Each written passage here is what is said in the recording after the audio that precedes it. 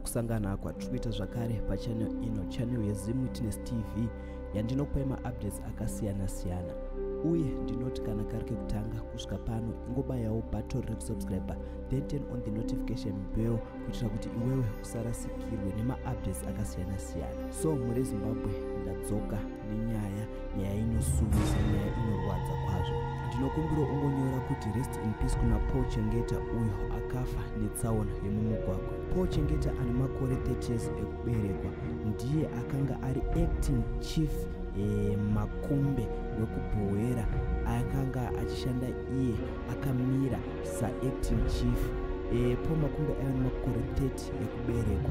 Anonzi iye akaita tsaona muzuva ranezuro 13 March 2024, apo mota yake yerudzi rweToyota Revo yakanoroverana nebhazi yemarondera. Izvo zvakakonzera kuti mota yake inge ichikuvara achifa. Muri Zimbabwe zvinhu zvinosumisa kwazvo kuti nezera racho remunhu wacho ndiro rinongorwadza. Uye ari kunzi iye aita degree rake paUniversity of Zimbabwe, anga ava mugore rekupedzisira kuti ange achipedza degree rake recivil engineering raiita iro paUniversity of Zimbabwe. So muri Zimbabwe tinongoti vekwamhuri yekwachengeta chemai muine tariro.